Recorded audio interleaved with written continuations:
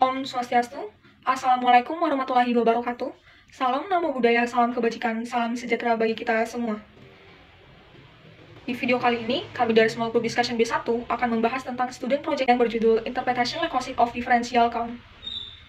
Dengan kami, yang beranggotakan seperti yang tertera di layar, dengan fasilitator kami, Dr. Gede Febi Pratama Kusuma, Sarjana Kedokteran Magister Biomed, dan evaluator kami, Dr. Siani Herawati, Spesialis Patologi Klinik. Sebagai pembukaan, saya Adita Kesamaru dengan 3 NIM digit terakhir 006 akan membahas tentang latar belakang. Seperti yang kita ketahui bersama, darah merupakan cairan tubuh yang identik dengan warna merah dan memiliki fungsi yang sangat penting di dalam tubuh manusia. Darah dapat dibedakan menjadi beberapa jenis, dan tiap jenisnya memiliki peranan yang sama pentingnya bagi tubuh. Jenis-jenis dari darah manusia yaitu sel darah merah, sel darah putih, dan juga kepingan darah. Dalam dunia medis, sel darah merah biasa disebut dengan eritrosit, dan sel darah putih disebut dengan leukosit. Kedua sel darah tersebut memiliki perbedaan dalam fungsinya. Fungsi utama dari sel darah merah yaitu menghantarkan oksigen, sedangkan sel darah putih berperan dalam sistem imunitas. Leukosit dapat dibedakan menjadi dua tergantung dari jenisnya, yaitu granulosit atau polimorfonuklear dan agranulosit atau mononuklear. Yang membedakan kedua jenis tersebut adalah ada tidaknya granula di dalamnya. Granulosit memiliki granula di dalam sitoplasmanya.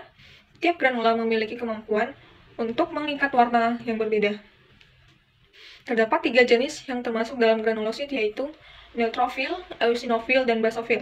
Sedangkan agranulosit tidak memiliki granula di dalam sitoplasmanya. Agranulosit hanya memiliki inti sel satu lobus, dan terdapat 2 jenis yang termasuk dalam agranulosit yaitu limfosit dan monosit. Gabungan atau kesatuan dari kedua jenis leukosit tersebut dapat kita kenal dengan istilah diferensial leukosit. Dengan diferensial leukosit, perbedaan presentasi komponen sel leukosit dapat diketahui. Kelompok kami berhasil merumuskan setidaknya 3 poin untuk rumusan masalah. Yang pertama, apa saja kelompok utama leukosit dan peran spesifik subtype leukosit. Yang kedua, bagaimana metode penghitungan diferensial leukosit dilakukan, serta bagaimana interpretasinya. Ketiga, bagaimana hasil penghitungan diferensial leukosit diinterpretasikan dalam kasus patologi. Dari rumusan masalah tersebut, kami berhasil menemukan 3 tujuan penelitian yaitu yang pertama, mendeskripsikan kelompok leukosit dan fungsi dari subtype leukosit. Yang kedua, meninjau dan membandingkan metode penghitungan diferensial leukosit dengan melihat indikasi, prosedur, keunggulan, dan kelemahannya. Serta yang terakhir yaitu mengidentifikasi bagaimana interpretasi leukosit diferensial digunakan untuk mendiagnosis kondisi patologis. Adapun manfaat yang dapat diambil dari hasil student project kami ini adalah yang pertama, memperkuat pemahaman tentang leukosit dan perannya dalam sistem imun. Yang kedua, menyediakan tinjauan yang jelas mengenai diferensial count leukosit. Serta yang terakhir yaitu menjelaskan hubungan antara patologi tertentu dengan perubahan profil leukosit. Leukosit merupakan bagian dari susunan sel darah manusia yang berfungsi dalam sistem pertahanan tubuh terhadap infeksi. Leukosit memiliki 2 pembagian jenis berdasarkan dari keberadaan granula dalam selnya. Leukosit yang memiliki granula bisa disebut dengan polimorfonuklear, yang dimana ia memiliki lobus pada inti selnya dan granula pada sitoplasmanya. Leukosit yang termasuk dalamnya yaitu neutrofil, basofil, dan eosinofil. Dan di neutrofil itu sendiri dibagi menjadi 2, yaitu neutrofil step dan neutrofil segment. Dan jenis leukosit yang kedua yaitu yang tidak memiliki granula atau disebut dengan mononuklear, yang terdiri dari limfosit dan juga monosit. Pertama, polimorfonuklear. Ini merupakan jenis leukosit yang memiliki granula di dalam sitoplasmanya. Adapun 3 jenis polimorfonuklear, diantaranya eosinofil, basofil, serta neutrofil. Pertama, eosinofil. Eosinofil merupakan jenis dari leukosit yang dapat mengikat warna merah terang pada granulanya. Ia diproduksi di dalam sumsum tulang belakang dengan bantuan interleukin 5, interleukin 3, dan granulosit makrofag stimulating factor. Eosinofil memiliki diameter sekitar 12 hingga 17 mikrometer dengan inti berlobus atau tersegmentasi. Jumlah normal dari eosinofil yaitu sekitar 50 hingga 500 sel per milimeter kubik. Selanjutnya yang kedua adalah basofil. Ia memiliki peranan penting dalam respon alergi serta reaksi hipersensitivitas. Adanya dari basofil ini cukup mudah ditemui di darah tepi. Karena itulah, biasanya basofil dapat menjadi sumber penilaian utama dalam menilai reaksi alergi di dalam pengujian laboratorium. Neutrofil merupakan jenis leukosit yang memiliki granula dengan warna yang ungu pucat. Sederhananya, neutrofil ini memiliki fungsi sebagai tentara sistem kekebalan tubuh manusia. Nah, masa hidup neutrofil di dalam sumsum tulang berkisar sekitar 10 hari, 2-3 hari berada di jaringan perifer, dan kira-kira kurang dari 24 jam berada di dalam sirkulasi tubuh. Neutrofil ini dibagi menjadi 2. Yang pertama ada step, yaitu neutrofil batang yang merupakan bentuk muda dari neutrofil. Yang nantinya selama proses pematangan, bentuk neutrofil step atau batang ini akan berubah menjadi neutrofil segmen, yaitu bentuk kedua, yang memiliki granuloma sitoplasma yang tipis sehingga tampak lebih pucat. Selanjutnya kita akan bahas tentang sel mononuklear. Sel mononuklear mengacu pada leukosit yang memiliki inti bulat tunggal dan merupakan populasi sel yang heterogen. Contoh dari mononuklear ini adalah limfosit dan juga monosit. Kedua leukosit ini berperan penting dalam melawan infeksi, sel kanker, dan juga zat lainnya. Yang pertama kita akan bahas tentang limfosit. Limfosit adalah jenis mononuklear yang berperan penting dalam sistem kekebalan tubuh. Limfosit ini tersebar di dalam darah dan juga sistem limfatik seperti amandel, kelenjar getah bening, dan juga yang lainnya. Ada dua bentuk limfosit, yaitu limfosit B dan juga limfosit T. Limfosit B adalah produsen antibodi, yaitu molekul yang berfungsi untuk mengenali dan melawan patogen seperti bakteri dan juga virus. Jadi ketika patogen masuk ke dalam tubuh, limfosit B akan merespon dengan memproduksi antibodi yang spesifik untuk melawan patogen tersebut. Sementara itu, limfosit T berperan dalam merespon patogen secara langsung.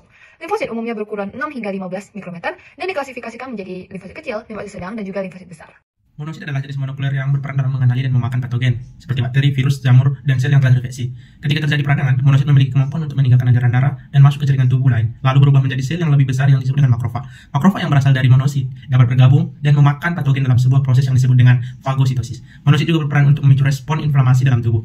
Monosit akan melepaskan sitokin dan sinyal kimia lainnya yang memicu reaksi kekebalan tubuh agar mengarah pada peradangan, sehingga dapat membantu melindungi tubuh dan memulihkan jaringan yang rusak. Secara struktural, monosit merupakan sel berukuran besar dengan diameter 12-20 nanomikro. Sel ini memiliki inti yang berukuran besar dan biasanya berlaku menyerupai bentuk C. Sel ini memiliki sitoplasma yang bersifat basofilik dan mengandung banyak lisosom kecil atau butiran aerofilik. Monosit biasanya memulai mengidentifikasi dengan ukuran yang relatif besar terlebih dahulu. Leukosit dapat mengindikasikan kondisi kesehatan pada manusia serta dapat membantu dalam menegakkan diagnosis. Konsentrasi normal dari leukosit dalam darah bervariasi, yaitu 4.000 sampai dengan 10.000 per mikroliter. Di mana, dalam pemeriksaannya terdapat prevalensi relatif dari masing-masing subtype leukosit yang disebut dengan leukosit differential count. Pemeriksaan ini dapat digunakan untuk mendiagnosis gangguan kesehatan, misalnya monositosit, limfositopenia, maupun penyakit menular yang disebabkan oleh bakteri, virus, dan juga parasit. Terdapat dua metode untuk menentukan leukosit differential count, yaitu metode manual dan metode otomatis. Metode manual, secara sederhananya, kita akan menggunakan blood smear atau sampel blood smear untuk diamati sel darah leukosit di bawah mikroskop. Kelebihannya dari metode manual yaitu dia memberikan penggambaran yang lebih jelas dan hasil yang lebih akurat jika dibandingkan dengan metode otomatis. Kekurangannya adalah membutuhkan waktu turnaround time yang lebih lama. Maka dari situ, itu akan menunda tindakan intervensi atau terapi yang harus diberikan kepada pasien. Seiring dengan berjalannya waktu, pemeriksaan diferensial count bisa dilakukan secara otomatis, di mana dibagi menjadi dua kelompok yang membagi menjadi 3 bagian dan juga 7 bagian. 3 bagian tersebut terdiri dari neutrophil atau large cell, limfosit sebagai small cell, dan juga eosinophil, basophil, monosit sebagai middle cell. Sedangkan untuk yang 7 bagian terklasifikasikan menjadi neutrophil, basophil, eosinophil, limfosit, monosit, granulosit imatur, dan juga tipikal limfosit. Di era sekarang ini ada banyak sekali modalitas alat yang bisa digunakan untuk pemeriksaan diferensial count, seperti misalnya flow cytometry ataupun yang berbasis light scattering dan juga impedance. Keunggulannya ialah dengan menggunakan alat pemeriksaan bisa mencakup jumlah sel lebih banyak serta memiliki tingkat akurasi dan presisi yang lebih tinggi. Namun kelemahannya ialah terletak pada biaya yang cukup tinggi. Selanjutnya adalah interpretasi dari leukosit differential count. Range normal dari eosinofil terdiri dari 1-4%, basofil dari 0-1%, stop dari 2-5%, segmen dari 36-66%, limfosit dari 22-40%, dan monosit dari 4-8%. Apabila kadar eosinofil lebih tinggi dari 500 per mm kubik disebut sebagai eosinofilia, sedangkan jika kadar eosinofil di bawah normal disebut eosinopenia, yang bisa merepresentasikan adanya infeksi akut.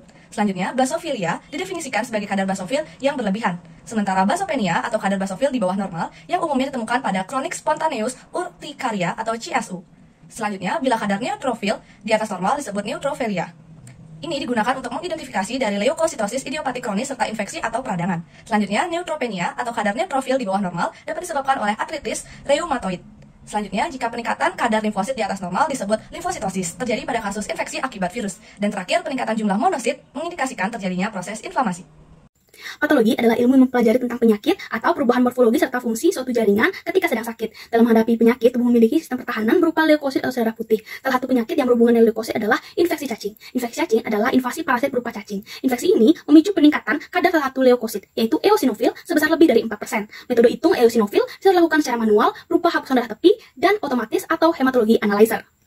Baik, appendicitis akut ini merupakan suatu penyakit yang terjadi pada bagian mukosa dari appendix vermiformis yang merupakan suatu bagian dari tubuh kita yang juga dikenal sebagai lumba cacing ataupun usus buntu, sehingga penyakit ini juga dikenal sebagai peradangan usus buntu. Salah satu gejalanya merupakan adanya migrasi nyeri dari umbilikus menuju abdomen bagian kanan bawah dan disebabkan oleh adanya inflamasi oleh bakteri ataupun erosi oleh parasit E. histolytica. Kemudian proses terjadinya itu pertama, setelah terjadinya inflamasi, peradangan akan menyebar selama sehari atau 2 hari yang menyebabkan adanya massa periapendikuler, kemudian menyebabkan adanya nekrosis dan kemudian adanya abses dan terjadinya perforasi. Kemudian ditemukan juga leukosit yang berlebih pada penyakit ini, yaitu melebihi 18.000 sel per milimeter kubik.